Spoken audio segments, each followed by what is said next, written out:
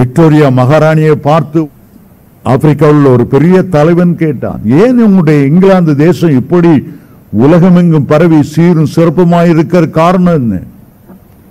அந்த அம்மா பைபிளை உயர்த்தி காண்பித்து சொன்னார்கள், இந்த வேத புத்தகம் தான் காரணம். அதுபோல நாங்கள் ராஜாக்களும் ஆசாரியர்களுமாய் மாற்றி, வெளிப்படுத்தல் 5ஆம் அதிகாரம் 9, 10 வசனம் சொல்லுகிறது, எங்களை ராஜாக்களும் ஆசாரியர்களுமாய் மாற்றினீர், நாங்கள் இந்த பூமியிலே அரசாளுவோம். இந்த பூமிக்குரிய வாழ்க்கை முடிந்த 1000 வருஷம் வரும்போது கர்த்தர் எங்களுக்கு கொடுத்திருக்கிற அபிஷேகத்தினாலே நாங்கள் இந்த உலகத்தை அரசாளுவோம்.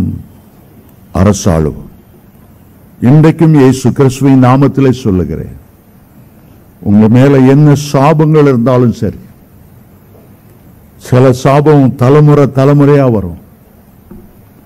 டாக்டர்கிட்ட போய் டயபெட்டிக் இருக்குன்னு சொன்னா உங்க அம்மாவுக்கு இருக்குதா, உங்க தாத்தாவுக்கு இருக்கா, குடும்ப ஹிஸ்டரியை கேட்பாங்க.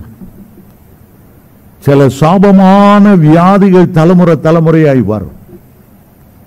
தகப்பே, அநியாயமாய் சம்பாதிச்ச சொத்து பிள்ளைக்கு வரும்போது அவன் சம்பாதிச்சனால அதன் மூலமா உள்ள சாபம் பிள்ளைகளுக்கு வந்துடும். தாயுடைய நகைக்காக பிள்ளைகள் சண்டை போடுவாங்க, போட்டி போடுவாங்க. தாய் விபச்சாரம் செய்து பொன்னையும் வெள்ளையும் சம்பாதிச்சு வச்சிருந்தா பிள்ளை அதை பங்கு போட்டு கூறு போட்டு அது எடுக்கும் போது கூடவே சாபமும் வந்துடும். பல வகை சாபங்கள் எல்லாம் முள் போல இருக்கிறது.